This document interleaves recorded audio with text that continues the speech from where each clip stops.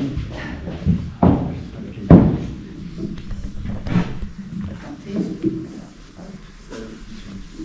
partie sèche. Ça fonctionne? Oui, ça fonctionne. Bonjour à tous. Alors, attendez, j'ai un petit peu un spot. Bonjour à tous et écoutez, bienvenue. On est très heureux de vous accueillir avec Jean-Paul Maury et toute l'équipe du musée Plany, et donc d'accueillir le lycée Sifflet de Nancy. Je me décale. Voilà. Ça va être une journée un peu spéciale. On a décidé de vous parler de choses qui sont probablement très lointaines pour le moment pour vous, puisque vous débutez vos études et vos BTS et RPC, mais qui pour nous, professionnels et sur le terrain, sont une réalité qu'on a expérimentée tout au long de nos carrières et on voudrait partager ça avec vous. Il nous semble que la transmission, le plus tôt possible, c'est important. Donc ACCFI est engagé sur ce terrain-là et de l'attractivité et du partage et de la transmission depuis fort longtemps. Et on a la chance aujourd'hui, pour l'organisation de cet événement, de pouvoir s'appuyer sur le soutien d'Ambition Graphique et puis sur le soutien de Normel, sans qui cette journée n'aurait pas été possible. Donc on tenait à les remercier une nouvelle fois. Bienvenue, très belle journée à vous et puis je passe la parole aux intervenants.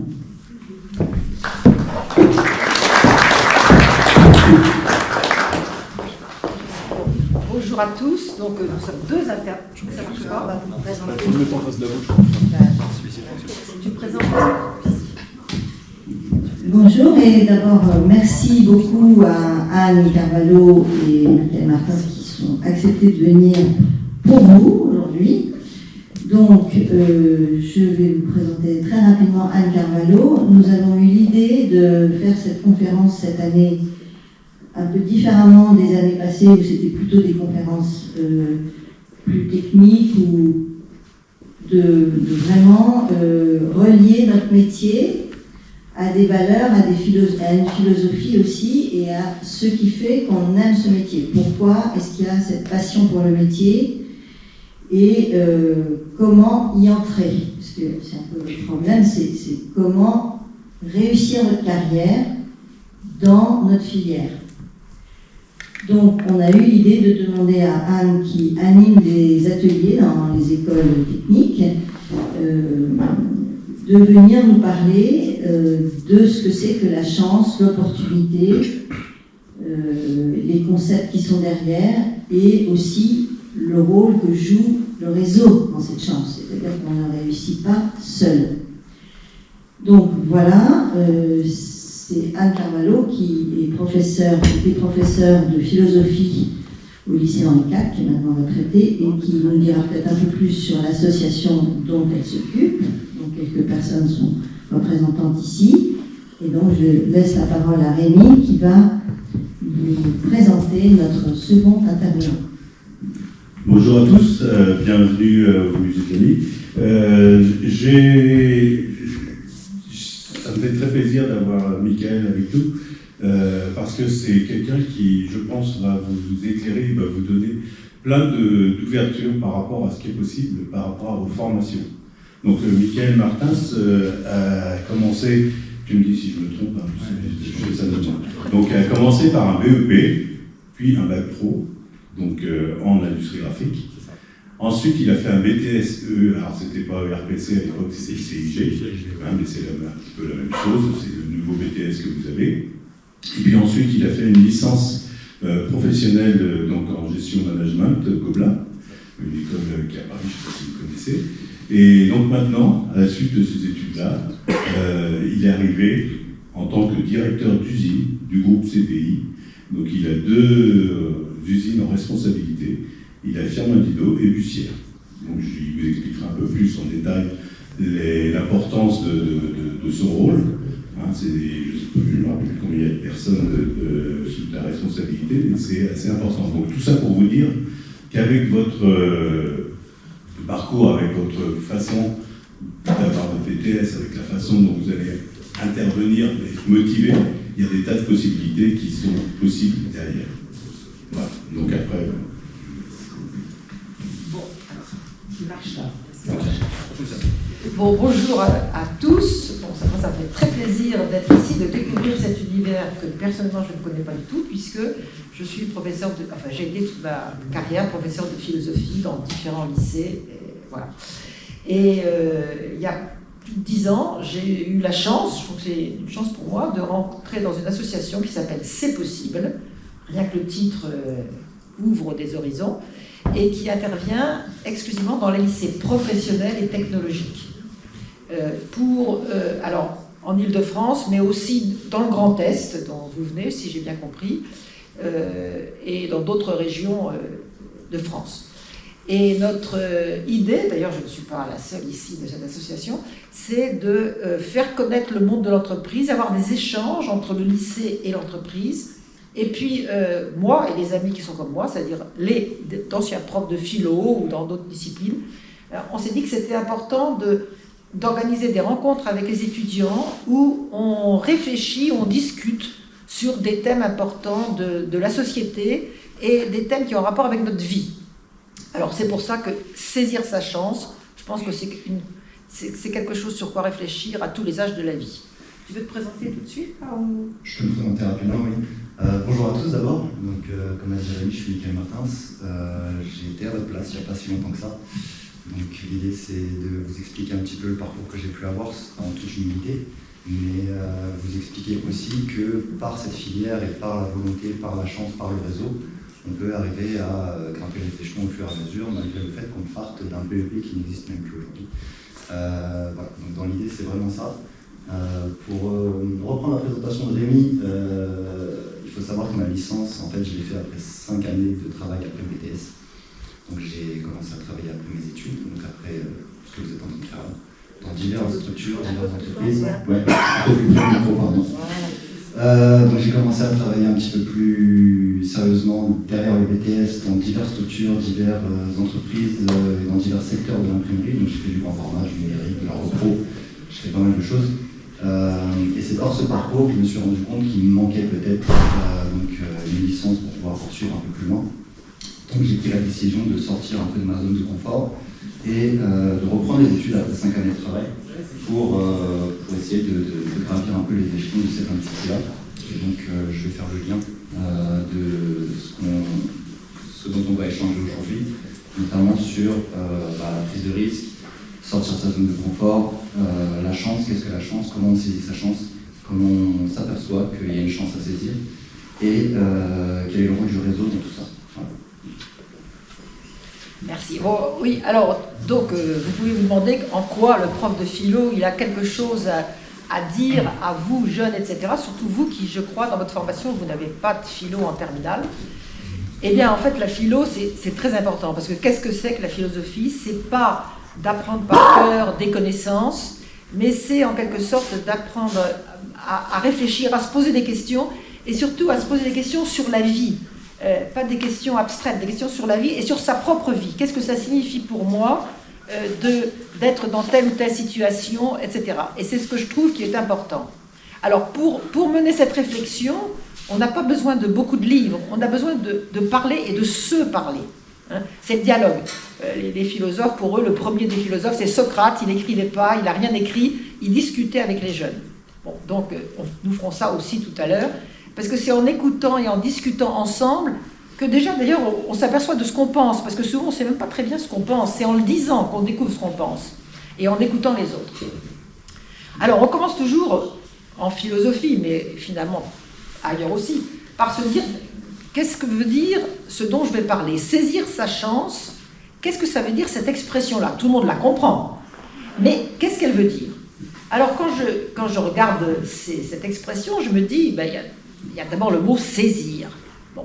Saisir, finalement, ça veut dire qu'on prend quelque chose, et là, saisir sa chance. Qu'est-ce que c'est que la chance, hein? Donc, encore un mot qu'on utilise tout le temps, qu'on utilise aussi avec d'autres, qu'on remplace par d'autres mots. Parfois, ça peut être le hasard, l'opportunité. Bon, on va essayer ensemble, et vous me direz ce que vous en pensez, on va essayer de voir un petit peu ce qu'on entend par chance. Est-ce qu'on croit à la chance? Qu'est-ce que c'est, hein? Et puis l'expression est dit saisir sa chance. C'est pas saisir la chance en général, mais Saisir à ma chance à moi. Bon. Est-ce que j'ai une chance? Est-ce que j'ai des chances? Bon. Et puis la saisir. Et comment je fais pour la saisir? Sachant que quelque part, la chance, si vous avez à définir la chance, comment vous la définiriez, les uns ou les autres? Vous prenez la parole, hein. On fait de la philo. Le hasard. Alors mettons le hasard. En quoi est-ce que le hasard et la chance, ça se ressemble? Quand on parle du hasard, qu'est-ce qu'on veut dire? On veut dire quelque chose qui arrive, on ne sait pas pourquoi. On n'a rien fait pour que ça se produise. Hein, c'est ça, le hasard, en gros. Bon. Et bien, en effet, dans l'idée de chance, il y a l'idée un peu, justement, de quelque chose qui vous tombe dessus. On ne sait pas très bien pourquoi. Alors, la chance, ça a une connotation plus positive. Le hasard, ça peut être positif, négatif. La chance, c'est plutôt la bonne chance. Hein. Il y a aussi la malchance, mais quand on parle de chance, on pense à ça. Et l'opportunité aussi, c'est pareil. Le mot opportunité, c'est quelque chose qui est opportun, qui va être positif pour moi. Et donc, il y a cette idée qui est quand même assez étonnante, parce que dans la vie, on dit toujours, il faut que tu fasses, que tu prépares ce que tu vas faire, etc. Tout d'un coup, dans cette idée de chance, il y a l'idée de quelque chose qui arrive sans que je l'ai voulu. Hein, et qu'il va falloir saisir.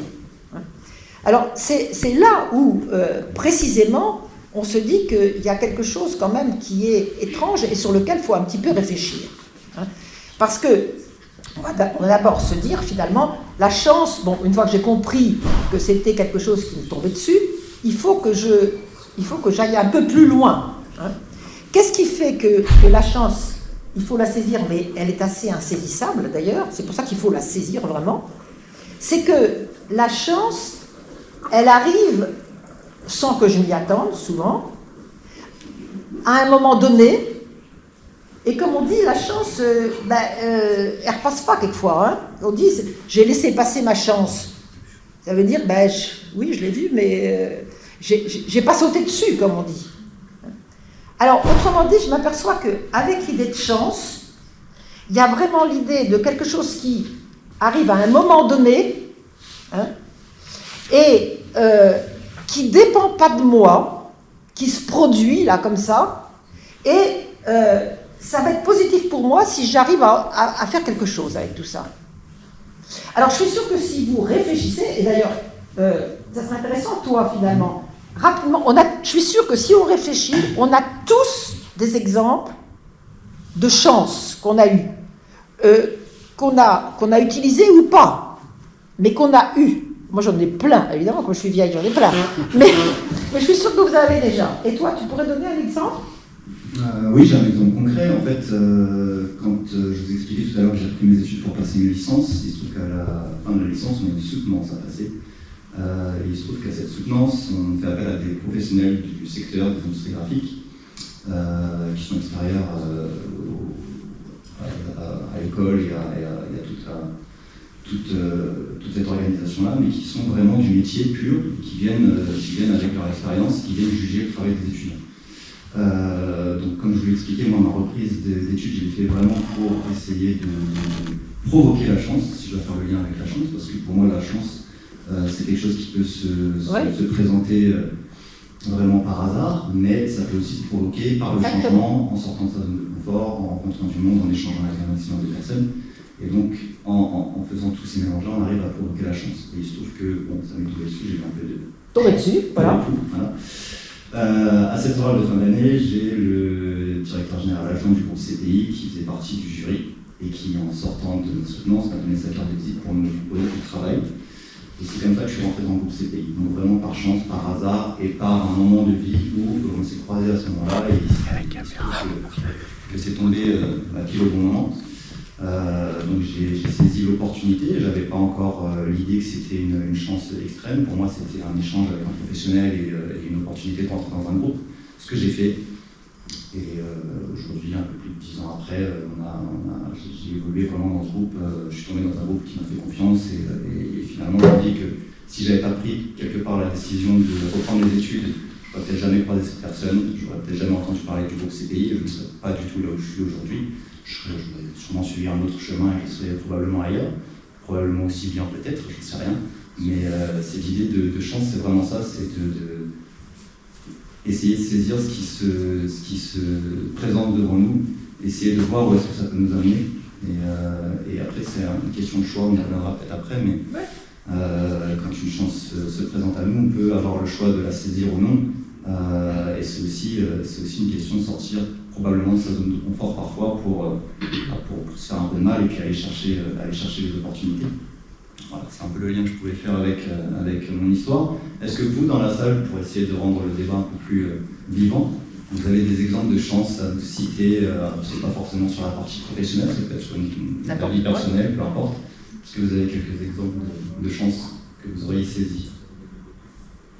Pas tous en même temps, sans entendre parler. Ça peut être pour trouver des jobs, des rencontres amicales ou Moi, autres. j'en ai une. Ah, Oui. Moi, j'en ai une. Moi aussi, je suis allée. Donc, j'ai d'expérience. Il y a 30 ans, j'ai eu un coup de massue. J'ai été gravement malade. Mes enfants en bas âge, une vie professionnelle très riche. Je travaille à l'étranger depuis tout le temps. Et en fait, ma malchance, qui s'est tournée en chance, m'a retourné vers les choses importantes de la vie. Quelles sont les choses importantes dans la vie? Qu'est-ce que j'ai envie de faire de ma vie? Qu'est-ce qui est important? Qu'est-ce qui est artificiel? Qu'est-ce qui me fait vibrer? Et pour moi, c'était une véritable opportunité. Et c'était une terrible maladie. J'étais malade, j'ai été très... Et j'ai eu aussi la chance d'être soignée, de rencontrer un médecin que je n'avais jamais rencontré, qui m'a envoyé tout de suite me faire soigner à Paris pour la maladie que j'avais. Et c'était une chance formidable, donc elle était double pour moi. J'ai eu le droit d'y vivre, et j'ai surtout eu le droit de me recentrer sur les choses importantes de la vie. Qu'est-ce qui fait que c'est important? Qu'est-ce qui est artificiel? Qu'est-ce qui fait qu'on est heureux? C'est ça. Et donc, moi, c'est pas une chance, enfin, c'est une double chance. Et puis derrière, effectivement, j'en ai eu plein d'autres aussi professionnellement, mais celle-ci, c'est une autre qu'une expérience professionnelle. et vous avez raison, je pense souvent quand je réfléchis à la chance, etc., ou avec des élèves, je pense souvent, on a beaucoup parlé de lui là ces temps-ci, à Théo Curin, CURIN, qui est un handicapé, qui est un grand nageur. Il est extraordinaire. Au passage, il est de chez nous. Ah, c'est vrai? Oh! Bon, ben voilà. Donc, vous connaissez tous l'histoire de Théo Curin, et qui a écrit un livre qui s'appelle « La chance de ma vie ». Et ce qui est la chance de sa vie, il a eu une méningite foudroyante à 6 ans, amputé des bras et des jambes. Il a 24-25 ans. Il pète le feu, il est beau comme un dieu. Et il est nageur, il a gagné je ne sais pas combien de titres. Il fait de la télé, ben, c'est extraordinaire. Et pour lui, finalement, j'y pense parce que ça rejoint un peu ce que vous dites, voilà. Pour lui, finalement, sa chance, ça a été quelque part cette terrible épreuve qu'il a eue, qui l'a forcé à rebondir. Il a été soutenu, il a été aidé, parce qu'on est souvent aidé, même quand on a de la chance. Hein. Donc ça, c'est quand même très très important. Peut-être d'autres exemples de chance? Alors, je vais donner un exemple pour l'exemple. Ouais. De chance. Donc, j'ai dirigé une entreprise d'imprimerie d'ailleurs pendant 12 ans, que j'ai dû quitter ce poste assez brutalement. Et donc, j'étais extrêmement choquée parce que j'étais PDG, donc du jour au lendemain, j'avais plus les clés de mon bureau, je ne pouvais plus parler à mes salariés, etc. Donc, j'avais dirigé 250 personnes pendant 12 ans. Donc, c'était vraiment un choc très, très fort. Et j'avais 50 ans. Et donc, je me suis dit, il faut que je retravaille tout de suite, je ne peux pas rester comme ça. Voilà, mais j'étais comme anéantie. Enfin, et donc, j'ai eu la grande chance de négocier avec le groupe dans lequel j'étais, d'avoir un coaching, pour réfléchir à ce que j'allais faire. Et la chance que j'ai eue, c'est que ce coach m'a dit, mais vous ne pouvez pas travailler. Vous ne pouvez pas retravailler maintenant. C'est trop dur pour vous. Donc si vous acceptez un travail, vous allez forcément accepter un travail qui ne correspond pas à votre potentiel. Donc qu'est-ce que vous avez envie de faire? Je lui ai dit, moi j'ai envie de refaire des études parce que je suis arrivée à des postes de grande responsabilité sans aucune étude. j'ai tout appris toute seule. Et j'étais un peu, parfois, quand même démunie quand il fallait faire des comptes d'exploitation, etc. Donc, je voudrais refaire des études. Et il m'a dit, bon, ben voilà, votre objectif, ça va être de rentrer à l'ESSEC et de faire un MBA que j'ai eu en un an. J'ai beaucoup souffert, et c'est grâce à lui, parce que sinon, je serais sortie de cette expérience à rechercher du boulot, à cogner à des portes, on m'aurait dit, ah non, 50 ans, pas besoin de vous. Ah, une femme à la tête d'une imprimerie, pas besoin de vous. Tous les obstacles que j'aurais trouvés, en fait, ce coach, il a eu le génie de me dire, mais ne vous cognez pas aux portes, allez ailleurs, réinventez votre vie. Et ça, je lui dois beaucoup.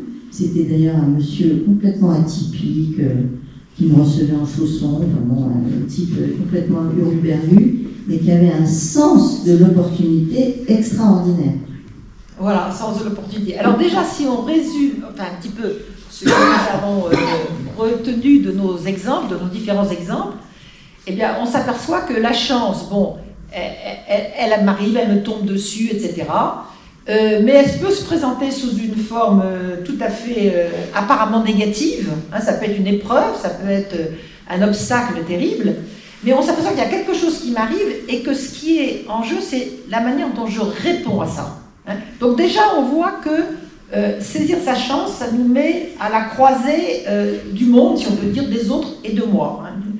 Alors quand en réfléchissant à aujourd'hui, je me suis dit, mais au fond, alors là vous allez voir le prof qui réapparaît, il y a des philosophes qui ont parlé de ça.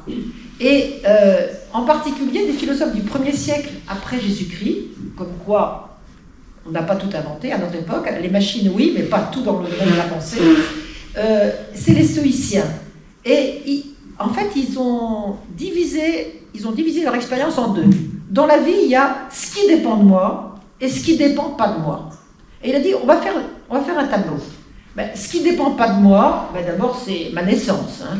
L'époque à laquelle je suis né, la famille dans laquelle je suis né, le pays, enfin, etc., l'époque, la guerre ou pas. Bon, ça ne dépend pas de moi. Même ma résistance physique, même mes compétences intellectuelles, elles ne dépendent pas entièrement de moi non plus. Enfin, autrement dit, il y a beaucoup de choses, ce n'est pas la peine de dire autre chose, elles ne dépendent pas de moi. Mais il y a aussi des choses qui dépendent de moi. Et ce qui dépend de moi, c'est fondamentalement la manière dont je réponds à ce qui ne dépend pas de moi. Et ça, je trouve que ces philosophes, ils ont vu l'essentiel de ce qu'il y a à dire. Et ils ont dit, c'est dans la réponse. La réponse, elle vient que de moi. La réponse, elle n'est pas téléguidée par l'extérieur. Hein? C'est pas le monde extérieur qui décide de ce que je vais devenir et de ce que je vais faire. Hein? C'est pas le milieu, c'est pas tout ça. Non. Moi, comment est-ce que je réponds? Ton exemple l'a montré. Et ça dessine l'espace de quoi? Ben, l'espace de la liberté. C'est-à-dire que là, il y a un petit angle, c'est pas tout. Et il y a un angle où je suis libre et responsable de ce que je fais. Comment je réponds? Être responsable, c'est répondre, justement. Et donc, je trouve que ça, pour vous qui, la plupart, êtes encore à l'école, là, en BTS, bon, mais pour nous tous, hein, eh bien, ça montre que, finalement, dans la vie, il y a beaucoup de choses que j'ai à faire, que j'ai à répondre. Par exemple, bon, mes parents sont ce qu'ils sont, je reçois telle éducation. Bon, qu'est-ce que j'en fais? Est-ce que je me résigne? Est-ce que je me révolte? Qu'est-ce que je fais de tout ça? Hein? Et je prends l'exemple de l'éducation, mais ça peut être l'exemple de la société dans laquelle je vis, de la religion, de tout. Hein? C'est toujours, qu'est-ce que j'en fais? Et moi, je trouve que c'est vraiment ce qui nous rend euphoriques. Parce qu'on se dit, je peux agir. Et vous voyez que ça, cette idée, par conséquent, elle s'oppose complètement à l'idée de destin, de fatalité. Ça ne veut pas dire qu'on est tout puissant, c'est pas vrai. Il y a plein de choses qui ne dépendent pas de nous. Mais ça veut dire qu'il y a quand même une partie, si vous voulez, qui dépend de notre réponse. Alors, notre réponse, après, elle dépend de quoi? Ben, elle dépend beaucoup, j'allais dire, de qualité, finalement, qu'on pourrait appeler quasiment morale. Il faut du courage. Alors, d'abord, il faut voir la chance. Bon, la voir. Parce que quelquefois, on passe, on ne sait même pas que... Bon, la voir, ça veut dire quand même... Alors, tu diras ce que tu en penses. Moi, je pense que pour voir la chance, la condition, c'est de ne pas avoir des œillères, de ne pas avoir trop de présupposés dans la tête. C'est important, on vous dit, bon, ben, qu'est-ce que tu vas faire dans tant d'années? Donc, on nous dit, ben, faut un peu prévoir, programmer. Oui, c'est vrai, il faut avoir un peu un objectif. Mais en même temps, il ne faut pas être buté. Parce que finalement, peut-être qu'il va y avoir une chance, une opportunité qui ne va pas être exactement ce qu'on pensait. Il ne faut pas avoir de préjugés. Oh, ces métiers-là, c'est immonde. Ou je ne sais pas quoi. Parce qu'en fait, on ne les connaît pas encore. Bon, autrement dit, ça, je pense que l'ouverture d'esprit, hein, et puis le goût du risque. Parce que évidemment, quand on est sur des rails et qu'on continue comme ça, ben, on ne prend pas de risque, mais en général, on ne va pas forcément loin et on n'est pas forcément heureux, surtout. Donc, la prise de risque, ça, c'est fondamental. Hein. La prise de risque, parce qu'on ne sait pas si ça va marcher. Hein. Prendre un risque, c'est on peut gagner ou on peut perdre. Et c'est ça, la vie. C'est ça qui est séduisant, quand même. On peut gagner, on peut perdre. Hein. Mais c'est là aussi où il y a toute notre part de liberté. Hein. Puis il faut se dire que si on perd, ben d'abord on ne perd jamais peut-être complètement, et ça va nous permettre de rebondir. Ben, toujours être dans cette attitude positive et pas résignée par rapport à la vie. Et pas en se disant, ben, c'est les autres qui ont de la chance, c'est pas moi. Ben si, on en a tous. Moi je ne vous raconte pas mes chances parce qu'on n'a pas le temps, mais j'en ai eu plein. Bon. Donc voilà, ces philosophes, se rappeler ça. Est-ce que ça dépend de moi? Est-ce que ça ne dépend pas de moi, ça? Donc, voir sa chance, risquer. Et puis, il faut du courage. Alors ça, je crois que c'est une qualité dont on a vraiment besoin dans la vie, dans toutes les situations, quelles qu'elles soient. Le courage, le mot courage, il vient du mot cœur, avoir du cœur à l'ouvrage, du courage. Parce qu'il faut quelquefois du courage pour affronter ce qu'on nous dit, ce qu'on fait, etc.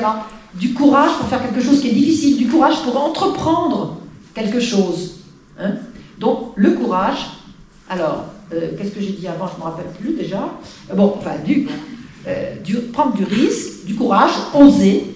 Hein, oser. Et puis alors, le plus dur après, c'est de continuer, c'est de persévérer. Hein, c'est l'effort, le travail.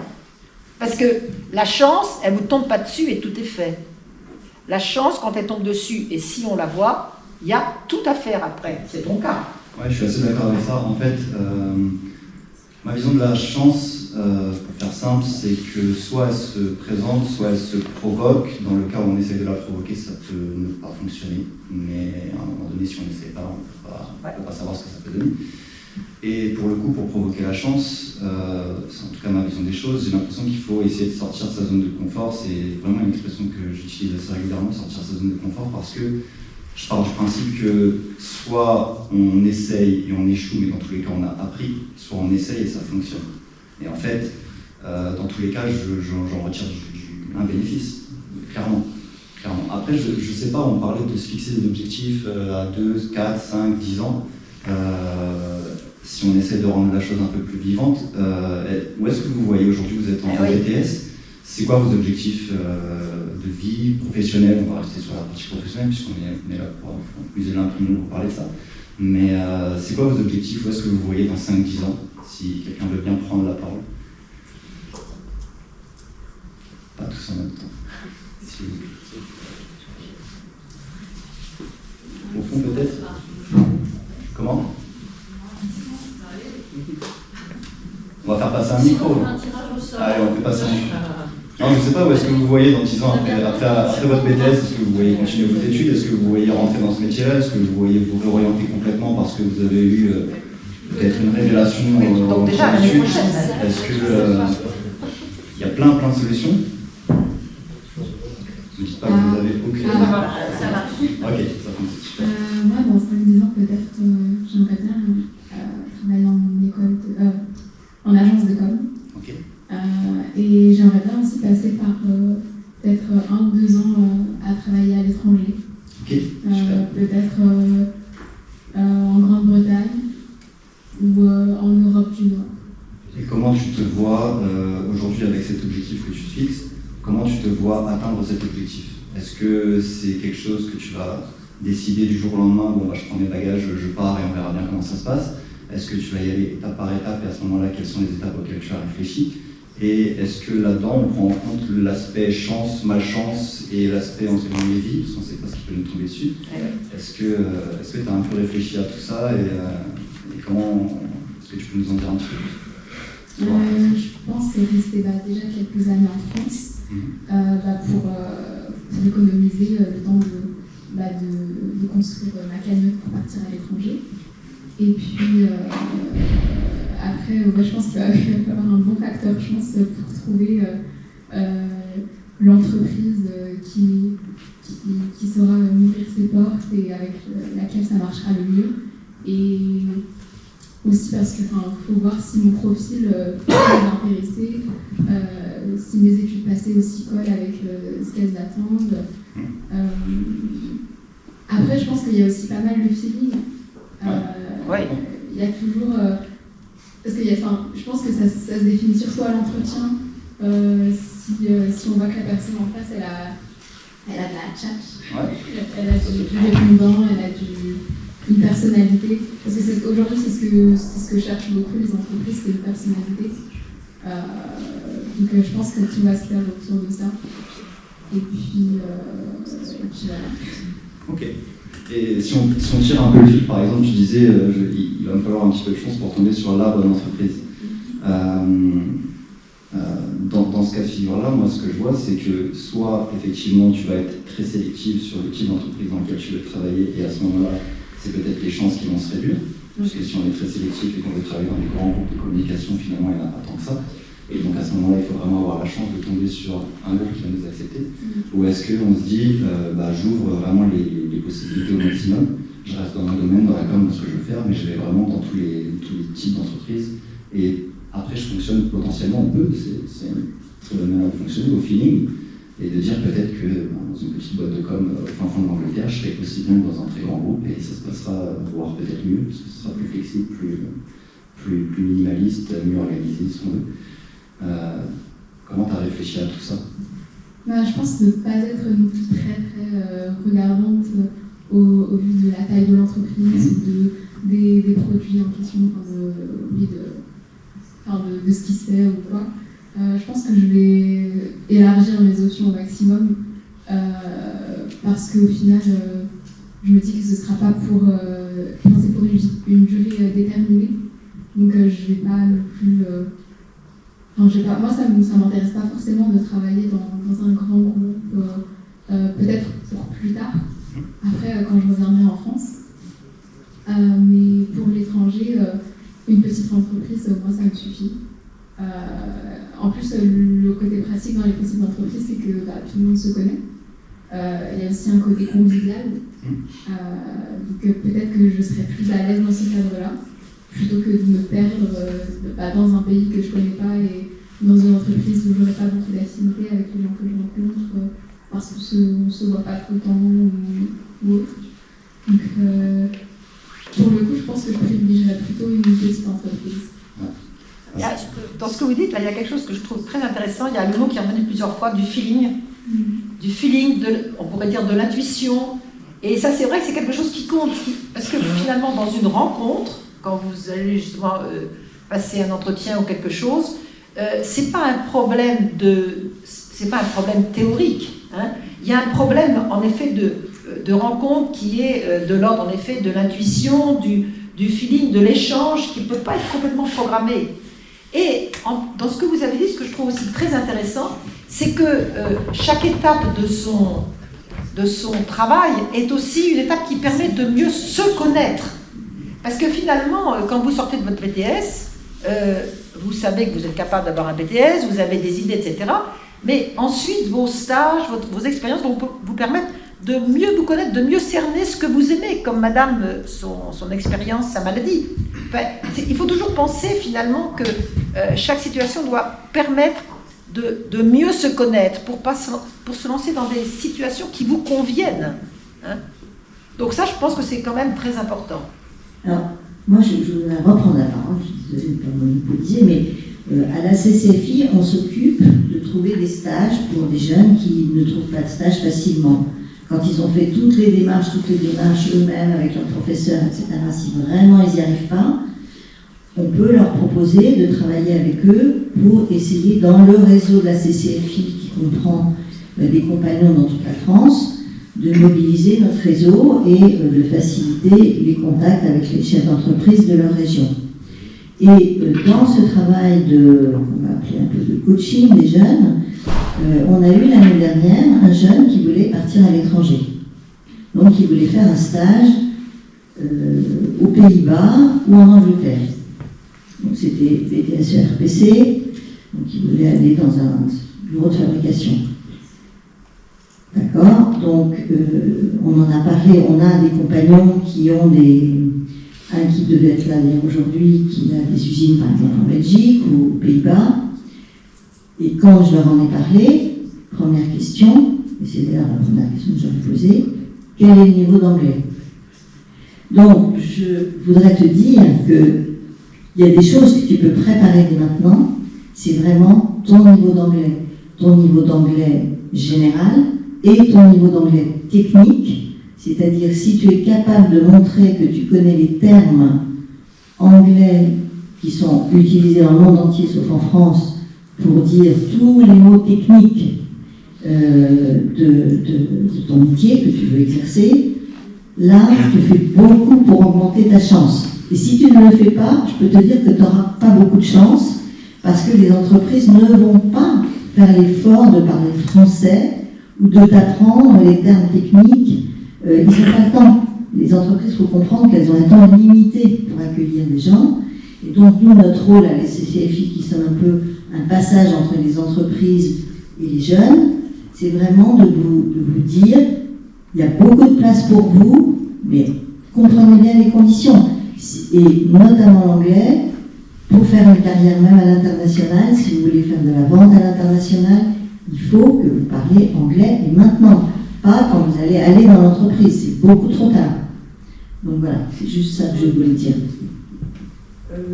Oui, ce que je voudrais aussi rebondir sur la chance, et pour reprendre votre expérience au jury où vous avez été remarqué, la chance, elle est quand même, elle accompagne le talent. Alors, par exemple, vous avez dû vous faire remarquer dans le sujet de votre mémoire, et donc il devait y avoir du talent, du travail derrière. Là, Marion, elle parle de l'anglais. C'est un talent de parler une langue étrangère, donc c'est aussi donc la chance, elle est aussi liée au talent. Et ça, c'est vrai que des fois, c'est un peu flippant peut-être pour un jeune de dire j'ai pas de talent, je sors de l'école, et donc je trouve ça aussi intéressant de dire il y a quand même. Je voudrais répondre à ça parce que ce que vous dites c'est tout à fait juste, mais par exemple quand je vous vois tous là, des chances, sans même peut-être le savoir, vous en avez déjà saisi. Vous êtes arrivé là où vous êtes. Et pour arriver dans votre classe de BTS, ça veut dire que vous avez pas laissé passer des chances parce que vous avez travaillé. Alors peut-être, et j'espère, vous avez été soutenu, d'accord. Mais la chance, elle commence pas simplement le jour où on cherche un boulot. Elle a commencé depuis longtemps déjà. Et du coup, et c'est vrai qu'il faut avoir du talent. Mais des talents, on en a tous. Alors, il y en a qui en ont beaucoup plus que d'autres, mais bon, la majorité, on en a, pas extraordinaire, mais on en a tous. Et je trouve que c'est ça qui est important, savoir qu'on a tous du talent, des talents, plus ou moins brillants, mais on a tous quelque chose. Des chances, on en a tous, et vous en avez déjà eu plusieurs que vous avez saisies, et il faut continuer. Et ça doit nous emmener à penser que vraiment...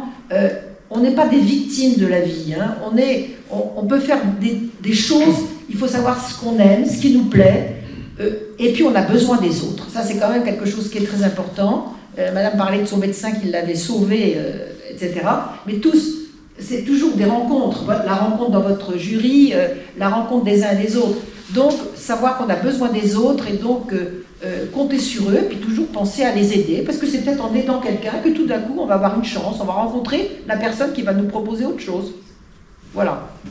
Juste pour revenir sur le terme de talent, c'est pas forcément quelque chose que je partage, peut-être que j'ai pas forcément compris le mot tel que vous l'avez dit, mais en fait, pour donner un exemple concret, pour moi le talent c'est quelque chose qui se travaille, c'est-à-dire que c'est pas inné. À un moment donné, si on veut se lancer dans une activité et qu'on s'y met à fond, peut-être que il faudra travailler 3 fois plus que les gens qui ont du talent et qui sont faits pour ça, mais en travaillant 3 fois plus, on arrivera au même niveau. Je ne dis pas que tout est faisable dans la vie, il y a des choses, effectivement, moi si demain je me réveille demain matin, je vais devenir footballeur professionnel, même si c'est un peu tard. Mais dans l'idée, c'est se fixer des objectifs et se dire quel degré de travail je vais devoir mettre pour y arriver. Si je dois donner un exemple concret, quand on m'a proposé de prendre la direction après 6 ans passés dans le travail, on m'a demandé de prendre la direction d'une usine. Il y avait à l'époque quasiment 100 personnes dans l'usine, c'est quelque chose que je n'avais jamais fait. Je n'ai pas d'études de management, je n'ai pas fait d'études poussées sur le management humain et tout ce qui s'ensuit, la gestion d'entreprise. Donc tout l'aspect financier, social, toutes ces choses-là, c'est des choses que je n'avais jamais pratiquées. Et pour être très honnête, parce que ça fait partie des objectifs que je me suis fixés, dès que l'opportunité s'est présentée, j'ai dit oui, avec la peur au ventre, vraiment. Parce que pour le coup, c'est une responsabilité folle pour quelqu'un, j'avais 33 ans. Voilà, donc c'est juste énorme. Et malgré tout, j'ai dit oui, parce que je suis parti du principe que, encore une fois, comme je l'ai dit tout à l'heure, soit j'y arrive et c'est super parce que je vais apprendre plein de choses et je vais m'éclater, soit j'y arrive pas et j'aurai appris aussi plein de choses qui me serviront de toute façon dans le futur.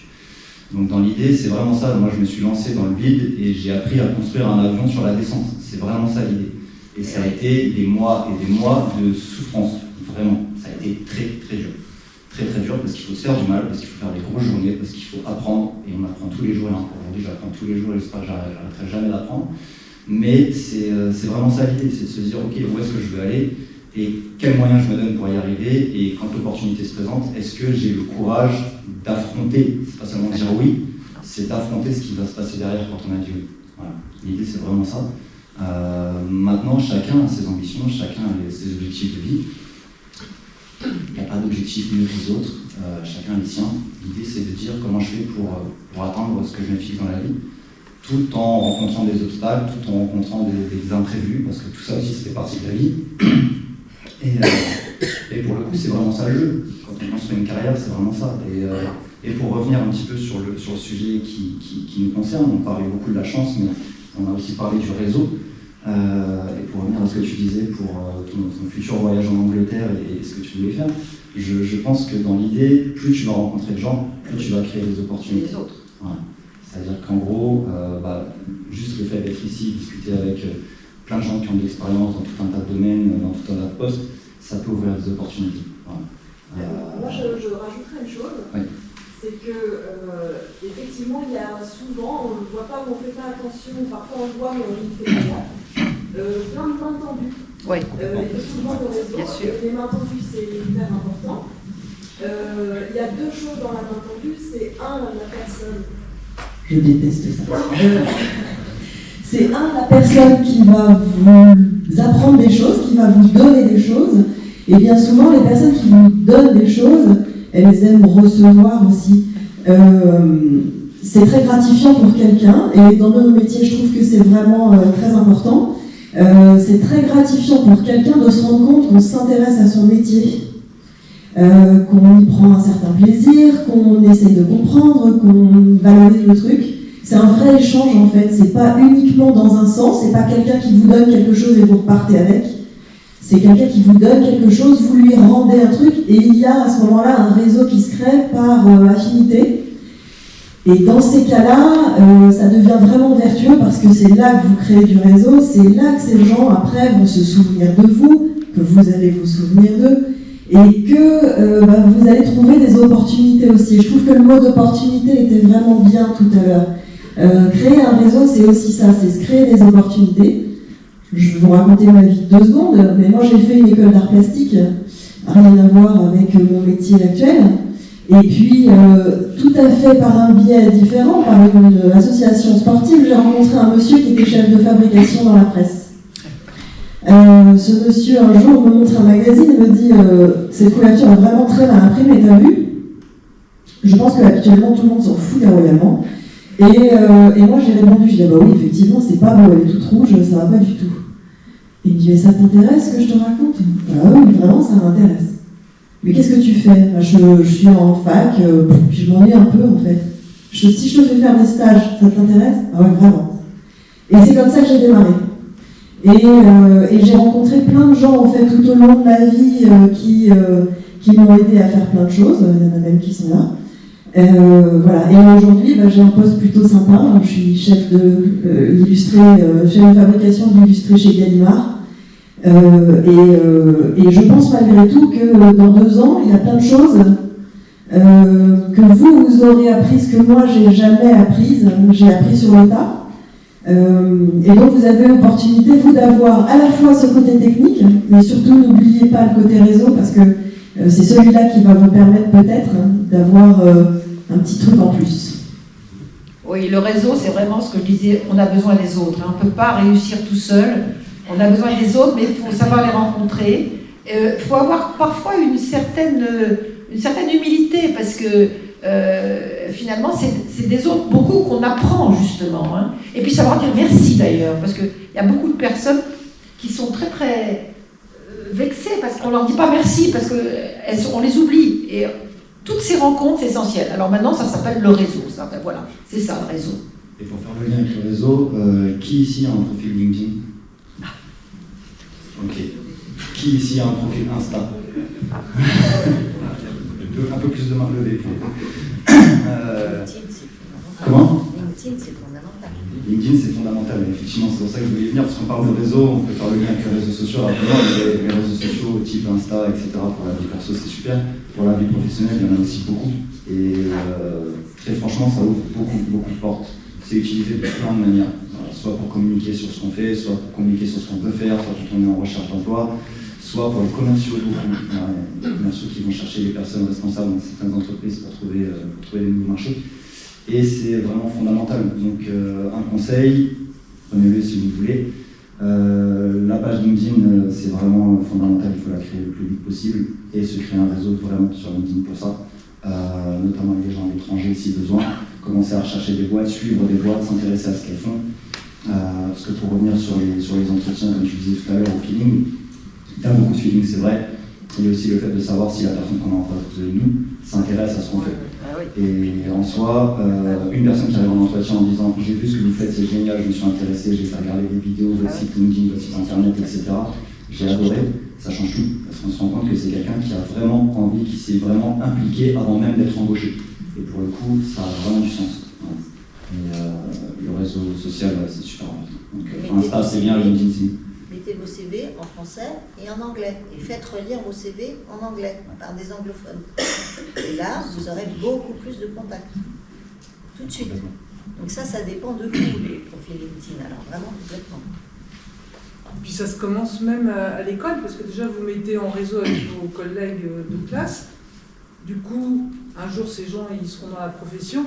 Et après, les réseaux, c'est les amis, mes amis sont mes amis. Donc déjà, dès là, les gens avec qui vous êtes en stage, les professeurs, les intervenants d'aujourd'hui, enfin, etc. Et c'est comme ça que le réseau, il démarre, quoi. Ouais, pour vous donner un exemple, je sais que la licence que j'ai passée, en fait, à la fin de nos études, on a créé un groupe, les anciens de la licence IMP-CJ de telle année. Voilà. Et aujourd'hui, on se donne des nouvelles tous. Alors tous ne sont pas restés dans le métier, on a tous pris des chemins différents, mais pour le coup, il y a des gens que je recroise encore aujourd'hui, qui sont aujourd'hui mes clients, qui travaillent chez des fournisseurs, avec qui, quand on a une question technique, une question, quand on cherche un produit, quelque chose comme ça, on peut s'entraider. Et vraiment, ça a du sens. Ça a vraiment du sens que de faire ça. Donc je ne sais pas si vous avez ce genre de groupe en cours, peut-être que oui, sur les réseaux. Je pense que vous avez des groupes WhatsApp, ce genre de choses, pour organiser des soirées, ça doit s'organiser. Mais pour le reste, ouais, effectivement, c'est super important de le commencer super tôt. Ouais. Est-ce que quelqu'un d'autre peut prendre la parole?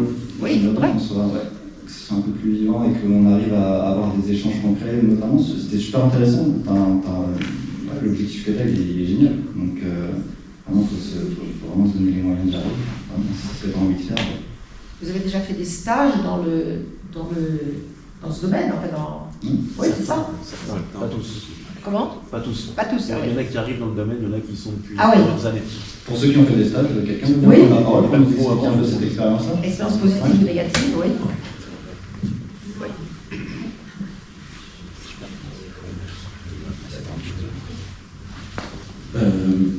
Moi, c'est pour aller de la chance, du coup, parce que je fonctionne beaucoup à la chance et au hasard. D'accord.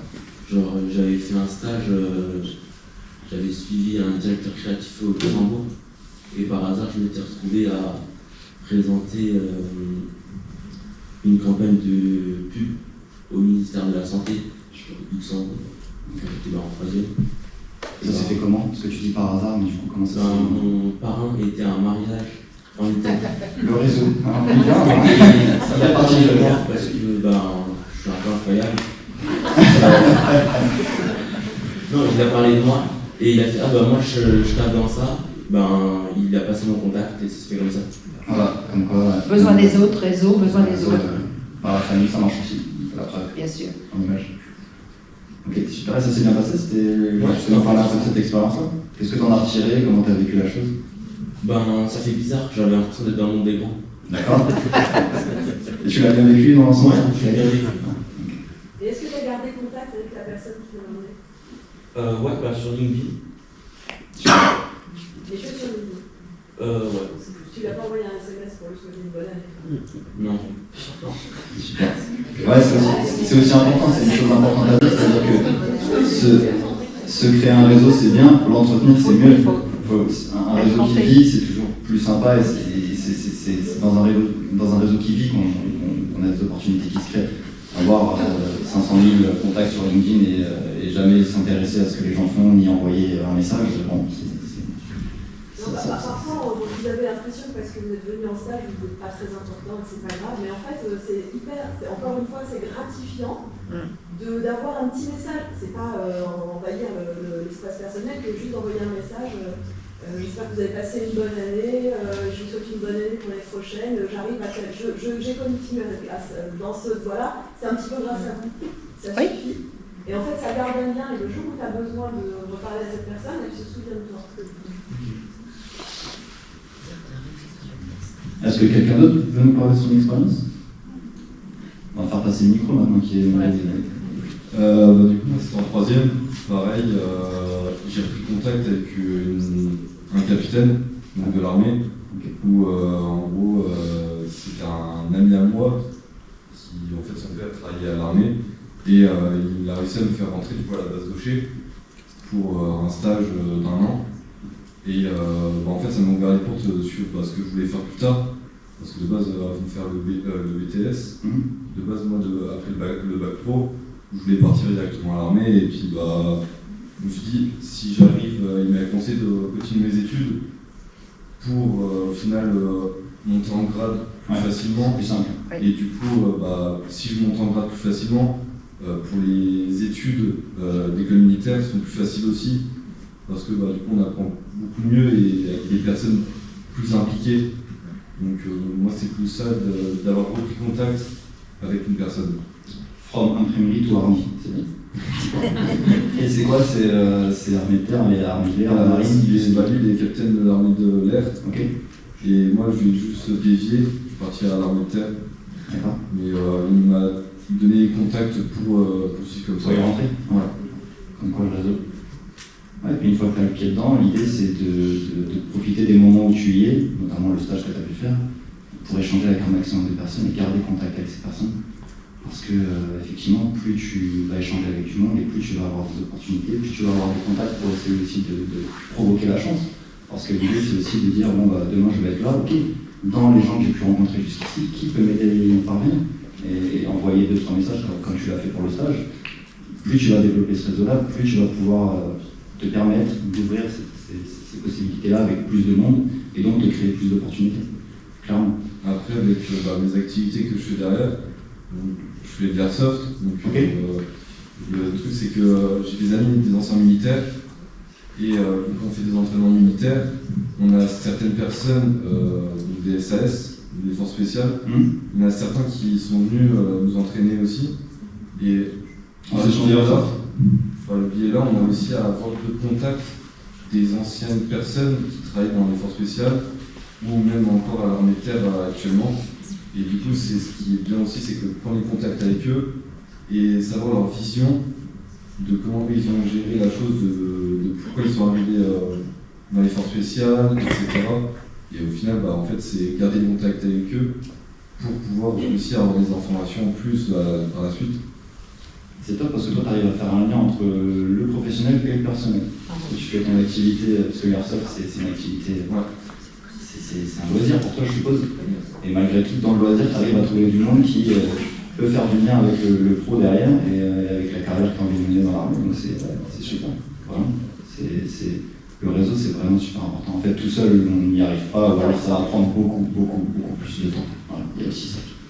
Enfin, je vais sortir le dicton qui est hyper connu, mais...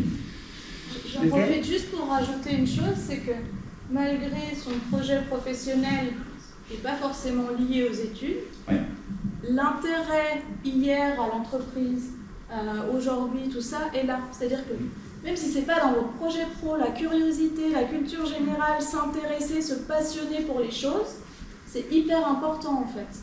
Donc là où vous êtes, même si votre projet est un peu différent, apprenez, voyez, réfléchissez, franchement c'est la bonne manière de faire et ça vous aidera à réussir dans votre projet, même si ce n'est pas tout à fait dans les corps de la formation. Ouais, ça, ce qui est intéressant, c'est justement la curiosité, c'est d'aller, ça c'est aussi très important, on est en face de quelqu'un qui peut apporter des informations sur un sport, un métier, et de vraiment s'intéresser à cette personne et de lui poser des questions, même si ce n'est pas du tout en rapport avec son projet, mais déjà d'oser, par exemple, de dire « Ah ben je connais quelqu'un qui fait ça ». Ben, souvent, à votre âge, vous n'allez pas trop oser décrocher votre téléphone, de proposer d'aller boire un café pour échanger sur... Mais quelqu'un qui fait le métier que vous avez envie de faire, et d'oser aller le voir, et d'oser lui demander, et lui poser des questions sincères pour mieux comprendre ce qu'il a à faire, et là où vous pouvez rencontrer vos centres d'intérêt, c'est vraiment aussi très important. Il sera toujours apprécié par la personne que vous dérangerez, entre guillemets. C'est ce qu'on peut appeler l'ouverture d'esprit, quoi. Pas être simplement enfermé dans son propre monde et dans sa vision des choses. Savoir qu'on a des tas d'occasions où on peut rencontrer des personnes différentes et c'est peut-être là qu'il va se passer quelque chose qui va nous apporter beaucoup aujourd'hui ou l'année prochaine. Et l'idée, je pense que dans ces prises de décision-là, la question qu'il faut se poser, c'est qu'est-ce que je risque ? Exactement. Qu'est-ce que je risque ? Je vais aller dire bonjour à une personne, je vais m'intéresser à ce qu'elle fait. Peut-être que ça va matcher, ça va m'ouvrir des portes, peut-être que ça ne matchera pas, que ça m'ouvrira rien du tout. Qu'est-ce que j'ai perdu dans l'histoire ? Pas grand-chose. Pas grand-chose. Pareil pour les jeunes. Okay. Qu'est-ce que j'ai à aller taper à la porte de cette entreprise-là pour essayer ? Juste aller rencontrer les gens, échanger. Je vois si ça fonctionne. Si ça ne fonctionne pas, au pire, on changerait de travail plus tard, c'est pas très grave. Et en soi, la Terre ne va pas s'arrêter de tourner. Voilà. Et l'idée, c'est de se dire, qu'est-ce que je risque à prendre des risques ? Voilà. Alors si c'est aller monter le Mont Blanc comme inox, tu vas en prendre des risques. Si c'est pas le Mont Blanc, c'était un peu plus haut que le Mont Blanc. Le Mont Blanc, pardon, ouais, c'est mieux. Le Mont Blanc aussi, il l'a fait. Elle dure 2 heures, il en a monté pas mal. C'est exactement la phrase que Pierre Marchand a dit après avoir gagné ses ouais, c'est ça. Il a dit qu'est-ce que je risquais, au pire je perdais. Exactement. Ma famille n'aurait pas fait différemment. Exactement. C'est ce qu'il dit dans l'interview, et effectivement, il explique que, en fait, quand on enlève cette idée de risque, en fait, on se donne à fond, parce qu'on se dit qu'est-ce qu'on a à perdre. Tant pis, allons-y. Si je dois reprendre moi ce que j'ai vécu, quand on m'a fait la proposition de reprendre une direction d'usine, ça fait peur, honnêtement, ça fait peur quand on n'a pas fait une grande école de management. Moi, j'ai pas fait HEC, j'ai pas fait l'ESSEC, j'ai pas fait tout ça. Donc, moi, je sors d'un BEP dans un lycée professionnel au fin fond de Colombes.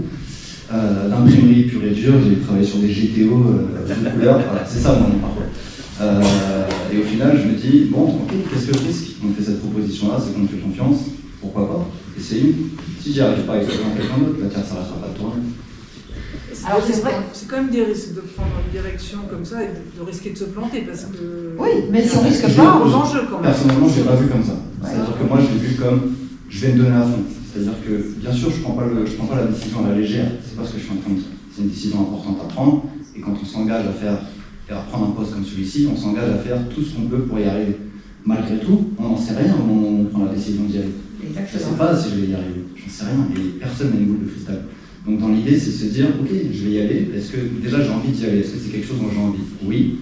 Qu'est-ce que ça peut m'apporter ? Je vais apprendre plein de choses. parce que ça m'a ouvert tellement de portes sur, encore une fois, la finance, sur gérer un CSE, gérer du social, manager des gens, etc., etc. Ça ouvre tout un tas de possibilités. Je me suis dit, dans cet éventail de possibilités, forcément, je vais repartir avec quelque chose. Et si je ne repars pas, c'est que ça fonctionne.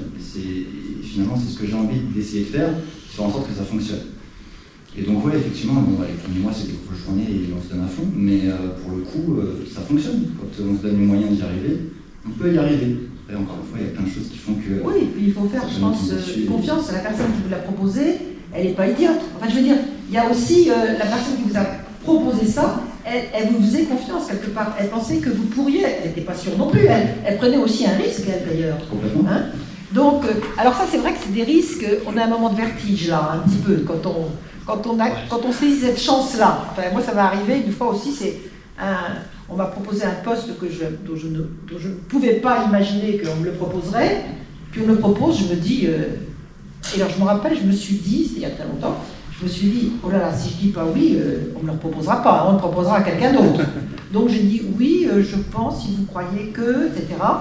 Bon, et hop, je l'ai pris. Et en fait, bon, j'ai travaillé comme une folle, j'ai eu des insomnies, bon, mais je l'ai pris. Mais ce que je veux dire, c'est que le fait qu'on me le proposait, je ne le prenais pas d'une manière orgueilleuse, je le prenais comme la preuve qu'on me faisait confiance et que donc quelqu'un pensait que c'était possible. Mais on a un petit moment de vertige. C'est assez grisant d'ailleurs. Il y a deux choses qui sont importantes. Quand on est jeune, je ne sais pas, je ne suis pas capable. Déjà, faites-vous confiance. La confiance en soi est importante. Moi, dans ma carrière, j'ai sauvé quelques jeunes qui ont fait des études et des études. Il y a un jeune qui dit, qu'est-ce que tu fais? On va commencer à bosser. Non, mais je ne suis pas capable de... Mais si, regarde, tu as ce niveau-là, tu as déjà le bac, tu as une licence, tu as une maîtrise. Et qu'est-ce qu'on va faire derrière? On va aller chercher un diplôme de quoi? Un DEA? Une telle? Ça servira à quoi? Fais-toi confiance. La première chose à faire, c'est faire le point avec soi-même. Soyez droit dans vos baskets. Faites-vous confiance. Et les autres vous font confiance. Et le deuxième truc qui est important dans la vie, c'est on a un verre. Il est à moitié vide ou il est à moitié plein? Moi, pour moi, il est toujours à moitié plein. Et en fin de compte, quand j'ai une situation, je dis, alors là, franchement, je ne vais pas y arriver. Bon, bah si, je vais y arriver. Il est à moitié plein. Parce qu'il est à moitié plein. J'aurai assez d'eau à boire. Enfin, il est à moitié vide, j'aurai pas assez d'eau à boire. C'est la même quantité. C'est une histoire d'attitude. Donc, faites-vous confiance et soyez optimistes. Et ça, c'est deux choses qu'il faut retenir. Parce que si vous ne vous faites pas confiance, alors... Si vous avez en face de vous quelqu'un qui ne fait pas confiance non plus, ça va être difficile de créer des opportunités. Donc faites-vous confiance. Oui, c'est pour ça qu'il ne faut pas... Et optimisme. Il ne faut pas trop se laisser avoir par les discours quand même assez catastrophiques qu'on entend tout le temps dans la société. Les choses n'ont jamais été très bien pour tout le monde, mais on peut y arriver. Il faut toujours quand même avoir cet optimisme dont vous parlez et savoir que de ne pas se laisser impressionner par des prévisions catastrophiques sur l'avenir. Il faut croire en l'avenir, parce que l'avenir, on le fait aussi soi-même. Hein. Voilà. En fait, le plus dur à faire, c'est le pas en avant. Enfin, moi, c'est un peu comme ça que je le vois, c'est-à-dire qu'à un moment donné, c'est plus facile de dire je vais pas y arriver parce qu'on est dans sa zone de confort et qu'on préfère y rester, que de se dire je vais y arriver.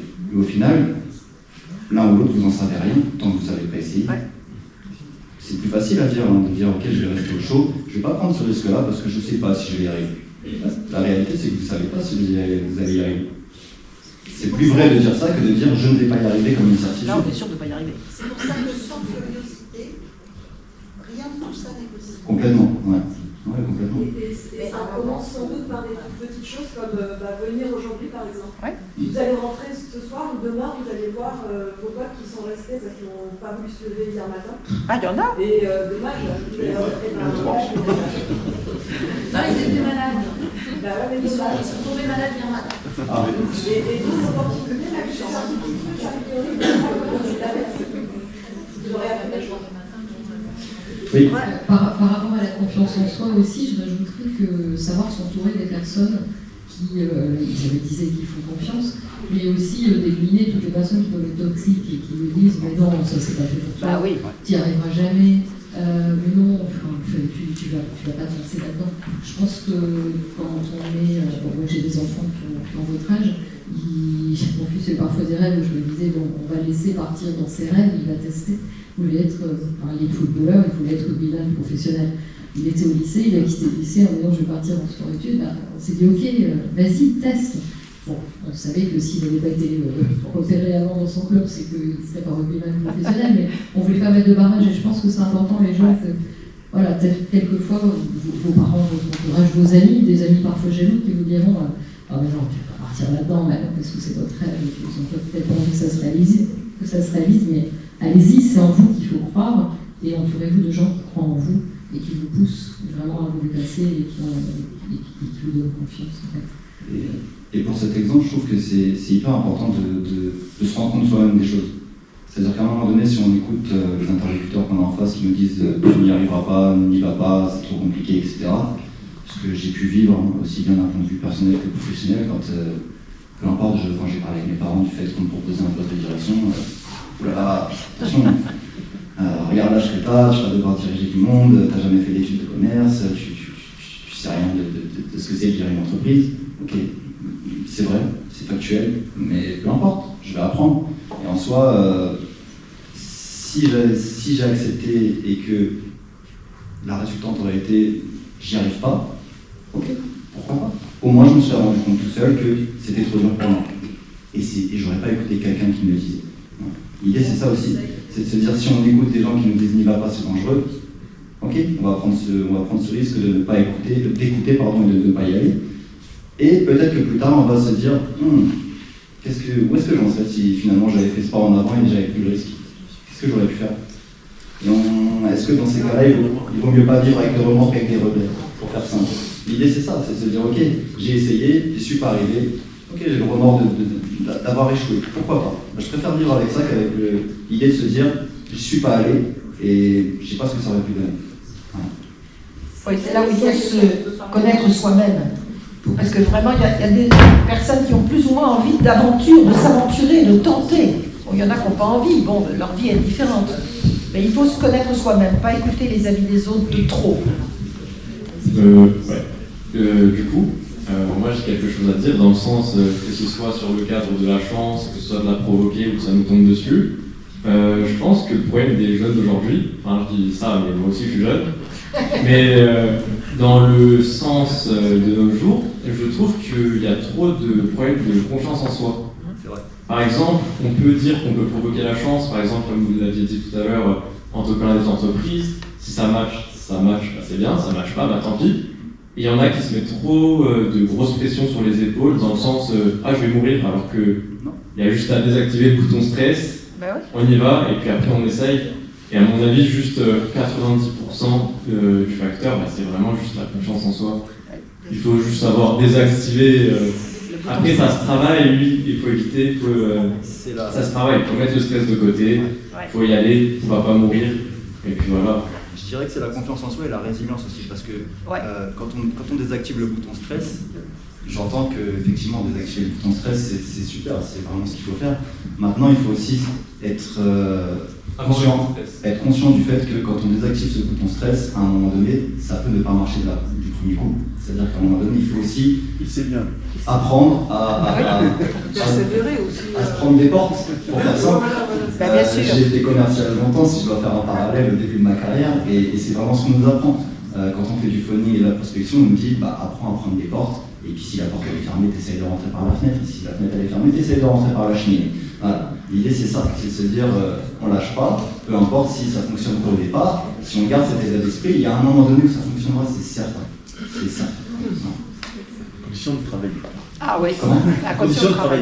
À condition de travailler, bien sûr, ça ne viendra pas tout seul. C'est jamais tout cuit la chance, ça tombe pas. Ça arrive, C'est rare quand même, ça arrive. Michael, moi je voudrais te poser une question, parce que oui, c'est bien de saisir sa chance et surtout c'est bien d'avoir confiance en soi, mais quand on n'a pas confiance en soi, on ne sait pas toujours comment il faut faire pour avoir confiance en soi. L'exemple pour moi-même, moi j'ai fait une très très belle carrière, mais il y a eu des moments dans ma carrière où j'ai complètement perdu confiance en moi.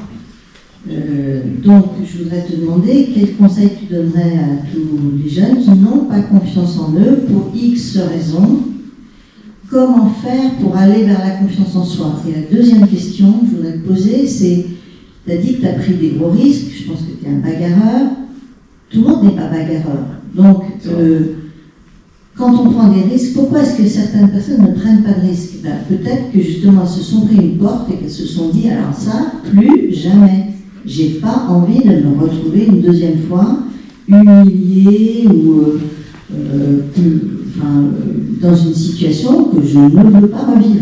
C'est exactement pour ça que je parlais de résilience. Voilà, donc quand tu as dit, quand tu as pris tes fonctions importantes, ça a été très très dur.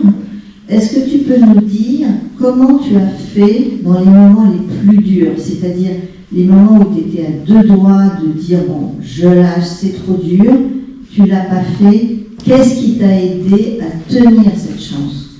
Parce que c'est ça aussi, le problème, c'est que c'est dur la vie professionnelle, c'est dur.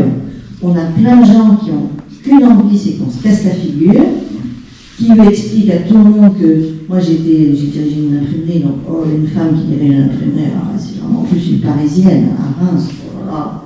On va lui faire tous les coups pendables qu'on pourra à l'atelier, les clients, tout le monde. Donc, comment on fait pour se dire bon, ok, c'est dur, mais comment je fais pour ne pas lâcher et retrouver cette confiance en soi qui est en effet la base de tout, mais qui est tellement facile à perdre.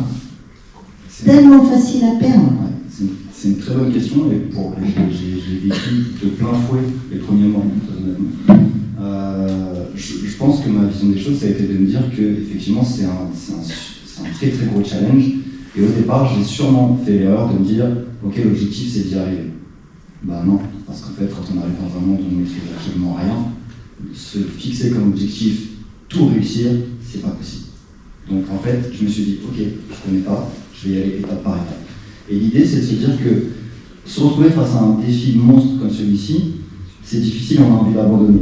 Diviser ce défi en plusieurs petites sections et de se dire, je vais y aller étape par étape et je vais me fixer des objectifs un peu moins ambitieux, mais atteignables, et bah, le fait d'avoir des petits succès, ça aide à atteindre vraiment l'objectif final. Et je pense que elle est là la clé. C'est de se dire que si on se retrouve face à une montagne, ok, je reprends l'exemple d'Inox par exemple, mais typiquement, avant d'attaquer l'Everest, qu'est-ce qu'il a fait? Bah, il a été faire des randos, il a été se balader, il a été monter des petits sommets, des petites collines, puis plus grand, puis plus technique. Et finalement, il est arrivé au sommet de l'Everest. Et l'idée, c'est vraiment ça, c'est de se dire, les petits succès compilés font des grandes réussites. Et au final, si on s'attaque à un sujet qui est vraiment trop grand pour nous, ouais, on a vite fait de se décourager. Alors que si on y va par étapes, honnêtement, c'est vachement plus facile à gérer. Et comment tu as fait pour trouver des alliés autour de toi dans l'entreprise? C'est aussi une très très bonne question. Alors, j'ai eu la chance d'être dans le groupe CPI depuis longtemps, quand on m'a proposé de reprendre la direction d'un site. Donc c'est vrai que j'ai appris à connaître les gens dans plein de contextes différents. Juste pour vous expliquer un petit peu le parcours, quand je suis arrivé chez... Alors, d'abord, je suis sorti de BTS, j'ai commencé à travailler dans différentes structures. J'ai toujours été quelqu'un qui avait envie d'évoluer parce que je suis quelqu'un qui m'ennuie assez vite. Une fois que j'ai fait le tour d'un poste, je suis pas en train de dire que je maîtrise à 100%, c'est juste que quand j'ai fait le tour d'un poste et de ce qu'il y a à faire dedans, je m'ennuie et je tourne en rond. Donc dans les structures dans lesquelles je suis passé avant, j'ai toujours demandé à évoluer, j'ai toujours été dans cette demande. Donc c'est-à-dire qu'à chaque fois que j'avais un rendez-vous avec la RH, je lui expliquais, bon ok, ça fait 3 ans que je suis sur ce poste-là, c'est génial, je m'éclate, mais il me faudrait un peu plus de choses pour commencer à continuer de m'amuser. Il y a des boîtes qui m'ont dit non. Ok, bah, je prenais la décision, je partais, j'allais voir ailleurs si je trouvais des boîtes qui me donnaient des opportunités. Et c'est vraiment ce que j'ai toujours fait. J'ai signé que des CDI dans ma vie et j'ai toujours démissionné pour faire simple. Mais c'est un choix. Jusqu'à que je tombe chez CPI, et quand je suis rentré chez CPI, je suis rentré au commerce en fait. J'ai fait 3 ans au commerce, au bout de 3 ans, effectivement, j'ai été voir la RH, je me suis dit ok, moi, le commerce, ça fait longtemps que je faisais ça dans les boîtes dans lesquelles j'étais avant. Je commence à m'ennuyer. Et là, on m'a donné l'opportunité. Donc je suis monté. Et en fait, j'ai pris du grade petit à petit. Donc ça s'est fait, j'ai eu la chance, pour le coup c'est une chance, que ça se fasse petit à petit. J'ai pas encore vécu le fait d'arriver en tant que directeur d'une société et de ne connaître personne et d'être jugé tout de suite. Ça, je pense que ça doit être une épreuve très très difficile à vivre. De prendre ses marques, de trouver des alliés, d'essayer de convaincre, ça doit être compliqué. Il se trouve que moi ça s'est fait par étapes naturellement, j'ai eu la chance que ça se fasse par étapes. Et ça s'est plutôt bien passé dans l'ensemble, parce que effectivement je connaissais déjà les gens au fur et à mesure de mon évolution chez CPI, et donc ça s'est fait naturellement, on va dire. J'ai pas la réponse à la question. Tout ça pour dire que je n'ai pas la réponse à la question. Mais quand même, ce que je trouve intéressant dans ta réponse aussi, c'est que tu as plusieurs fois pris des initiatives. Tu as dit, je pars, tu as dit, est-ce que je peux faire autre chose? Autrement dit, merci. Autrement dit, tu as gardé l'initiative, tu as gardé c'est toi qui conduisais autant que tu pouvais l'histoire. C'est ça, en fait. C'est pour ça que je posais la question tout à l'heure et que je voulais vous donner la parole. Quand je posais la question de savoir c'est quoi vos objectifs de vie professionnels, c'est parce que moi, depuis le départ, même si je suis arrivé à... petite anecdote, parce que pour le coup, on parle de chance, donc je vais revenir sur le sujet. À la base, je voulais faire du dessin. J'étais passionné de dessin. C'était ça, ce que je voulais faire. Et l'orientation en France étant ce qu'elle est, c'est-à-dire horrible, ça c'est mon avis personnel, mais elle est horrible, on m'a orienté vers un BEP art et industrie graphique. Je suppose que la conseillère d'orientation s'est dit, il y a art dans le mot, il doit faire du dessin là-dedans. Ok. Je suis arrivé dans ce lycée-là, bon, il n'y a pas de dessin. Hein. Je me suis retrouvé derrière un GTO, je me suis retrouvé à faire du papier, je me suis retrouvé à faire plein de choses. Et malgré tout, c'est un milieu que je ne connaissais pas du tout. Aujourd'hui, quand vous allez dans des lycées ou même des collèges, quand vous parlez aux gens d'imprimerie, les gens ne savent pas ce que c'est, ils n'imaginent même pas comment c'est fabriqué. Et je suis arrivé dans ce domaine-là complètement par hasard, et j'ai eu la chance que ça me passionne. Voilà, je me suis passionné pour ce métier. Je ne saurais pas expliquer pourquoi. Je suis vraiment passionné pour ce métier-là. Et dans l'idée, je me suis aussi fixé un objectif, c'est-à-dire que je voulais découvrir beaucoup de choses de ce métier. C'était ça mon objectif, c'est l'imprimerie, c'est tellement vaste qu'on peut faire beaucoup de choses. Et je me suis dit, bon, premier objectif de carrière, c'est de dire, je vais aller voir un maximum de choses, et je vais emmagasiner. Ça aurait pu ne pas plaire, hein, parce que quand on arrive avec un CV et qu'en 5 ans on a fait 5 boîtes, c'est compliqué. C'est compliqué. Alors je me dis, quelqu'un de pas très stable, il faudrait voir ce que ça peut donner chez nous. Mais dans l'idée, quand c'est cohérent et quand vous arrivez à expliquer pourquoi vous avez fait ça et pourquoi vous avez pris ces décisions-là, on vous écoute et on comprend. Voilà. Et en soi, moi, ce que je voulais faire initialement, c'était vraiment aller voir plusieurs domaines de l'imprimerie jusqu'à tomber sur celui qui allait me correspondre et surtout tomber dans la boîte qui allait me faire confiance. Et c'est ce que j'ai fait. Et c'est pour ça qu'effectivement, je parlais tout à l'heure de provoquer sa chance. Quelque part, c'est ce que j'ai fait en démissionnant. Voilà. Être dans une boîte dans laquelle on ne me propose pas d'évoluer, ça ne me convient pas. J'aurais pu me dire, bon, j'ai mon job, j'ai mon CDI, pourquoi je vais prendre un risque d'aller chercher ailleurs? Finalement, je suis bien. Là, ce qui est frappant dans votre parcours et dans votre discours, c'est que vous parlez tout le temps d'objectifs. Je ne sais pas si des jeunes de 20-25 ans se fixent des objectifs. C'est-à-dire qu'en fait, vous avez le contraire d'une attitude passive. Vous êtes extrêmement actif sur j'ai cet objectif et je me donne les moyens de l'atteindre. Je pense qu'un étudiant d'une vingtaine d'années, parce que j'ai la même à la maison, je ne sais pas trop ce que je vais faire, alors je passe mon bac et puis je fais des études qui m'ouvrent le plus de chances possible. Bon là, ces étudiants aujourd'hui, ils ont la chance déjà d'avoir choisi un parcours, mais ils ont du mal à imaginer et ils ont du mal à se fixer des objectifs. C'est intéressant de leur poser la question et dire c'est quoi ton objectif dans 2 ans, mais je ne sais pas si tous peuvent y répondre. Pour le coup, les deux qui m'ont répondu avaient des réponses que j'ai trouvées totalement cohérentes. Vraiment, on a une personne qui a un objectif d'aller à l'étranger, c'est un super projet. On a une personne qui veut rentrer dans l'armée, ça je pense que c'est peut-être un rêve d'enfant. Je ne sais pas comment ça t'est venu le fait de vouloir rentrer dans l'armée. En fait, c'est à cause de ma famille. Ben voilà. À cause de grâce. À cause de grâce. Parce que dans ma famille, on a toujours été dans l'armée. Et mon père, surtout la Seconde Guerre mondiale, je me suis passionné dans ça et du coup, je me suis dit, je vais partir dans ça. Donc tu es passionné, tu as une passion et tu veux y aller. Ouais, finalement, il y a quand même des jeunes qui ont des objectifs. Après, on peut peut-être faire repasser le micro pour... J'ai une question à poser. Parce que vous avez dit, j'ai eu la chance d'arriver dans un BEP que, un peu par hasard, qui n'était pas celui pour lequel je me serais senti prédestiné. Et j'ai eu la chance que ça me passionne. Et moi, je me pose une question, parce que je crois fondamentalement que ça aurait été n'importe quelle autre formation, très probablement ça vous aurait passionné aussi. Parce que je pense que c'est plus une attitude et une manière de se positionner face à quelque chose qu'on ne connaît pas, qui fait qu'on va vraiment se passionner. Alors sans doute il y a des gens qui sont faits pour un métier et pas d'autres, mais je crois que même profondément, parce que je parcours qui est bon, pour s'en garder un peu, je me suis retrouvé en BEP sans savoir où j'étais, voilà.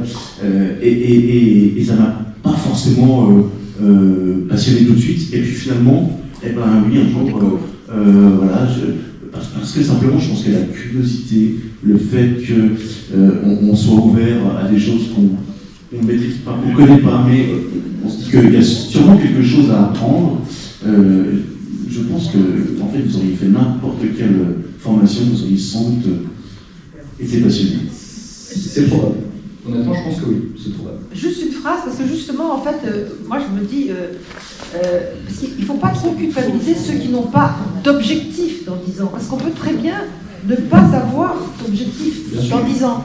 Et c'est là où les rencontres vont compter, et c'est là où ce qu'on va tirer des expériences qu'on a les unes après les autres vont nous aider à préciser ce qu'on aime. Enfin, bon, moi c'est complètement différent, mais quand j'étais au lycée, il y avait 2 choses que je savais. Je ne voulais pas être prof. Bon, et la philo, ça me paraissait ridicule. Bon. Donc je suis partie avec ça dans mes études supérieures. Et en fait, c'est des rencontres de professeurs qui m'ont dit « Ah ben, vous seriez bien dans cette... » Et je me suis... On a fait beaucoup de rencontres en très peu de temps. Dans vos débuts professionnels, vous allez rencontrer des tas de gens.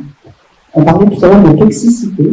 L'entreprise, ça reconnaît la famille, l'entreprise, voilà, c'est des mini-sociétés. C'est la société un peu petite, et dedans, vous avez des énergies positives, des énergies négatives, il y a beaucoup de choses qu'on s'est dit tout à l'heure. Il va falloir que vous entraîniez votre intuition, vous entraîniez à repérer les personnes qui sont bonnes pour vous, qui sont moins bonnes pour vous, à jouer le jeu à 100%. Donc, jouer le jeu à 100%, ça ne veut pas dire toujours être à fond, comme peut-être ce que Michael a fait pour réussir pour saisir cette opportunité et faire plus qu'apprendre. Il va falloir choisir si vous voulez que ça marche ou si vous voulez pas que ça marche. Et donc, si vous voulez pas que ça marche, il faut partir. Il faut pas rester. Voilà. Mais faites les choses vraiment complètement. Et on parlait d'alliés, mais apprenez, exercez votre intuition, repérez les gens qui sont positifs, les gens qui comprennent le sens de l'activité de l'entreprise, et allez plutôt vous inspirer de ces personnes-là. Et puis si ça ne prend pas, si ça ne vous parle pas, c'est autre chose. Mais ne commencez pas par aller vers les personnes qui vous expliquent que ça ne marche pas, et que ça ne marchera pas. Ni vous, ni l'entreprise. Ce ne sont pas des étapes très difficiles aussi. Et je voulais expliquer aux jeunes qui sont là même à 20 ans, pas encore il ne faut pas perdre pied. Je veux dire qu'il faut observer cette réalité personnelle qui est en soi. Il faut effectivement écouter ceux qui vous tendent les mains, parce qu'à un moment donné, si vous ont tendu la main, c'est qu'ils ont senti quelque chose chez vous qui n'a pas été exprimé clairement par vous-même, et qu'à un moment donné, c'est l'autre qui l'a senti. C'est pour ça que dans les réseaux sociaux, vous évoquez, c'est bien, mais à un moment donné, il faut pas perdre le pied avec des contacts physiques. C'est-à-dire que le réseau social ne résout pas tout. Et comme vous disiez, il ne faut pas avoir peur de prendre des photos, à une époque, on faisait partout. C'est-à-dire qu'il ne faut pas avoir peur. Et même à 21 ans, je n'étais pas encore sûr de ce que je voulais faire. Il ne faut pas perdre pied. Il faut en revanche conserver une curiosité extrême, s'ouvrir à toute forme de culture, artistique, musicale, etc. Il faut ouvrir le panel qu'on ne nous appelle pas nécessairement en fait, et exprimer que celui qui vous a aidé, effectivement, il faut garder des contacts, mais c'est par étapes, et là je m'en rejoins, les râteaux on en compte plus, et à un moment donné, celui dans la main, il faut ne pas hésiter à se confier et rassurer les jeunes qui sont là. Quand j'étais membre du jury en BTS, je vous disais tous, mais poursuivez ceux qui veulent aller en licence, comme vous avez fait, faites-le, c'est pas une fin en soi, écoutez pas ceux qui vous disent qu'il faut arrêter là, non, c'est à vous de prendre conscience jusqu'où vous pouvez aller, et pas l'inverse. Et là, la philosophe qui était là aussi, qui est passée par un grand établissement dans lequel j'ai eu la chance d'aller aussi pour faire la nommer, elle est assez discrète et libre. Il y a quand même des établissements dont il faut profiter. Et vous êtes, quand on m'a appelé pour le dire aussi, vous êtes quand même dans des lycées très spécialisés, qui sont des ouvertures à la culture. Soyez rassurés, je vous dis, 19 ans, 20 ans, 21 ans, le monde ne s'arrête pas là, il faut poursuivre vos envies et ne pas abandonner. Quitte à chercher de l'aide, et là, effectivement, il faut aller rechercher. Alors, il y a juste une remarque, mais je vais bondir là-dessus, mais je voulais le faire en conclusion. Il y a, de temps en temps, plusieurs gens dans le hasard. Il y a Barthes qui dit quand même qu'il n'y a pas de hasard dans la vie. Donc, il répondra à cette question-là. Pourquoi Roland Barthes, pour l'autre côté, il n'y a pas de hasard dans la vie? Je ne sais pas si je peux y répondre. Non, mais évidemment, mon sujet est là, et je voulais aussi remercier la CCJ parce que j'ai fait partie d'autres associations.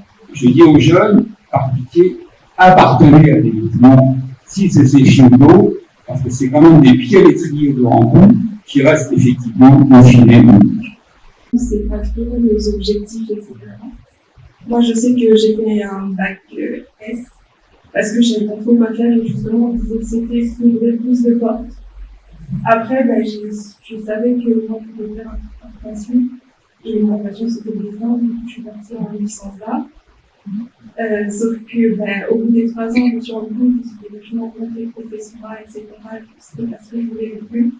Donc en fait, j'ai l'attends à l'intuition, etc. Puis au final, j'ai 22 ans, je me retrouve en BTS, imprimerie. Et du coup, voilà. Je sais toujours pas si c'est vraiment ce que je veux faire, mais du coup, je découvre des nouveaux domaines que je connaissais pas du tout. Et je trouve ça quand même intéressant. Et ça peut, en fait, nous faire tout simplement découvrir un métier qui, en fait, va nous plaire et nous correspondre, qu'on n'avait même pas connaissance avant. Et je trouve ça intéressant. Je vais rebondir un petit peu sur ce que Sarah a dit. Au début, je ne savais pas comment on faisait les livres, les journaux, les cahiers, rien du tout. Et au final, quand j'étais en seconde, du coup, je voulais faire du graphique. Au final, j'ai compris que je n'avais pas trop à faire. Et du coup,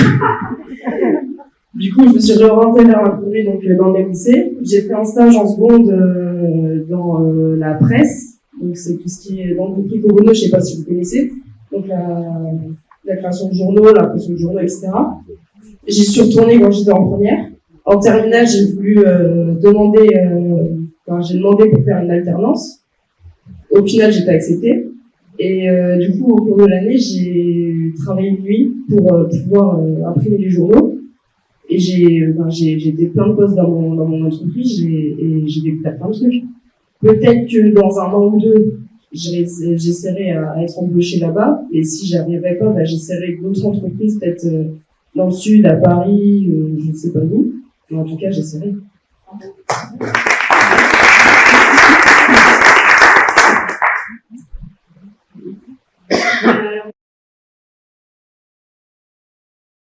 Du coup, ensuite j'avais plein de trucs, mais je me suis retrouvé avec rien. Donc j'ai travaillé. En travaillant, je me suis rendu compte que c'était très important de faire des études. Donc voilà, c'est pour ça que. Ah ben voilà. Presque.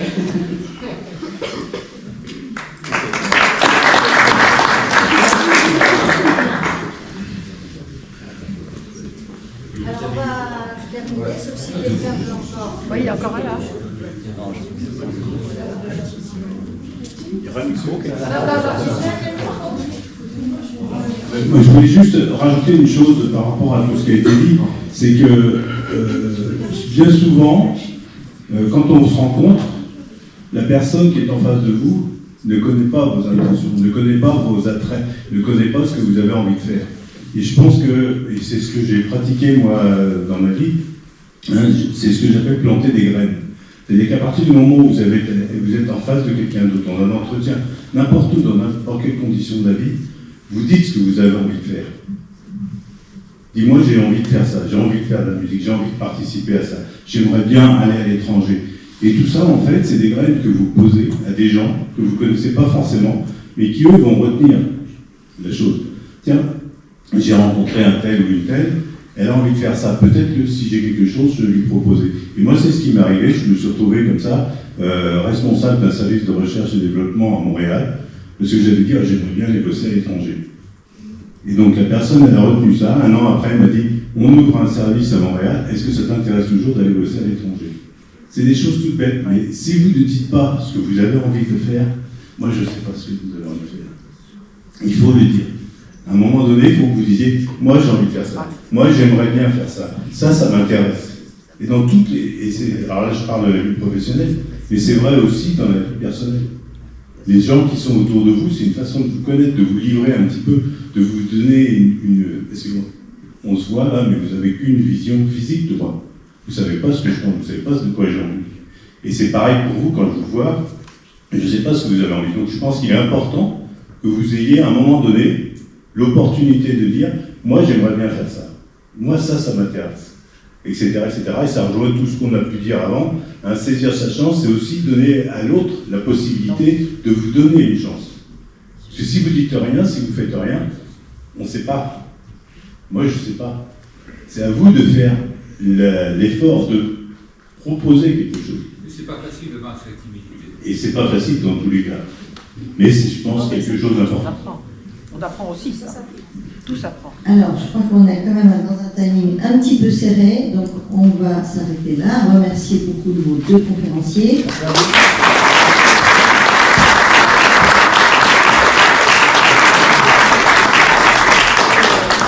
Et je vais passer la parole à Véronique Bureau, grâce à laquelle toute cette aventure a pu se passer, parce que depuis le début, elle y a cru et il y a eu beaucoup d'obstacles pour y arriver. Donc, pour vous amener là aujourd'hui, ça a été un travail de tout l'été pour Véronique, pour les gens de la CCFI aussi qui s'en sont occupés, pour financer votre voyage, pour etc. Donc, je pense qu'on peut lui dire un grand merci et puis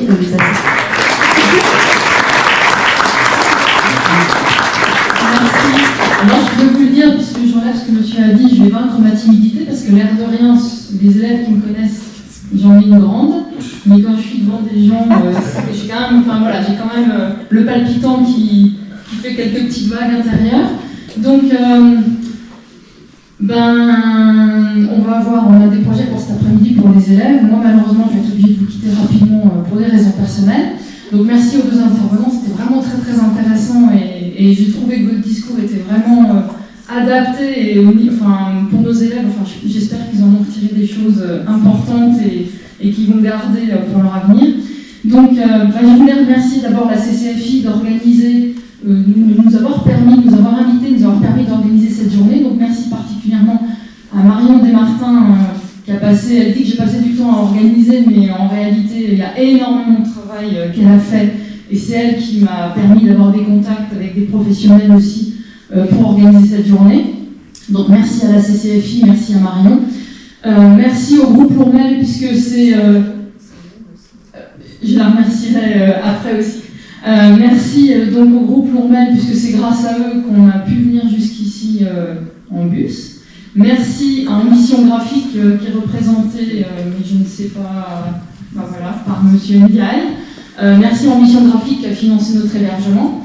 Merci à Sandrine Le Breton, avec qui j'ai passé pas mal de temps au téléphone aussi avec Marion. On s'est fait pas mal de vidéos cet été, de coups de téléphone pour organiser la journée d'aujourd'hui et notamment réfléchir aux activités que vous allez faire cet après-midi. Donc, on a ramené un petit paquet pour Marion, un petit paquet pour Sandrine, si vous voulez bien venir.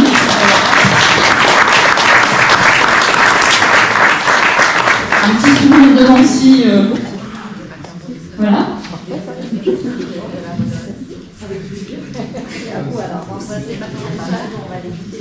Et donc, dans la suite, pour la suite des hostilités, j'avais prévenu les élèves qu'il y avait un petit pique-nique. On ira récupérer nos pique-niques dans le bus rapidement. Je ne sais pas si on s'installe ici ou à l'entrée, on se mettra à la salle de pique-nique. Ah oui, dans l'espace pique-nique qui est à côté. On va retrouver les professionnels qui nous ont rejoints aujourd'hui.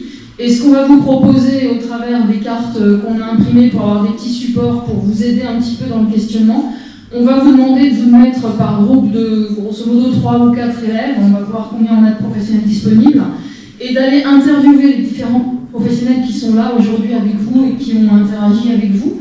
L'intérêt c'est quoi? C'est que vous fassiez connaissance avec eux, que vous appliquiez toutes les bonnes recettes dont on a échangé ici sur comment on fait un réseau, comment on établit, comment on loue des liens avec les gens. Ce qu'on va vous demander, c'est grosso modo de reconstituer le CV des professionnels que vous allez rencontrer. Alors je ne vous demande pas de me ressortir le CV complet, mais On vous a mis des petites questions pour vous guider un peu, pour que vous ne soyez pas enfermés dans bonjour, comment vous vous appelez, d'où est-ce que vous êtes. On essayait de sortir un petit peu de ça, même s'il faut que vous ayez le nom des gens que vous allez rencontrer. Donc ça, c'est votre premier exercice. C'est interviewer pendant le pique-nique, ça va peut-être être un petit peu rock'n'roll, les gens qui sont là. Et puis cet après-midi, vous retournerez dans le musée avec des parcours que Sandrine a conçus. On va vous faire, vous êtes 26, donc on va vous mettre, on va faire 4 groupes et on va vous confier une petite mission. On a pareil imprimé des supports pour vous obliger à passer dans certains coins du musée, relever certains points et répondre à quelques questions, histoire de finaliser un petit peu votre visite. Et puis après, vous repartirez en Lorraine. Et puis on se retrouvera au lycée. Et donc, si les compagnons qui sont là veulent bien jouer le jeu, l'idée c'est évidemment de discuter avec tous les jeunes qui voudront bien venir discuter avec nous. Voilà, d'avoir, voilà. Et en tout cas pour la partie déjeuner. Et cet après-midi, quand ils vont faire l'émission, n'hésitez pas, si vous êtes à côté d'eux, si vous n'êtes pas loin, si vous êtes un peu aussi sur la partie que vous connaissez bien, que vous maîtrisez, à intervenir dans leur mission, à expliquer des choses, voilà, à être. En tout cas, l'idée, c'est vraiment que cet après-midi soit plus interactive entre les professionnels et les étudiants que ce qu'on a pu faire les années précédentes.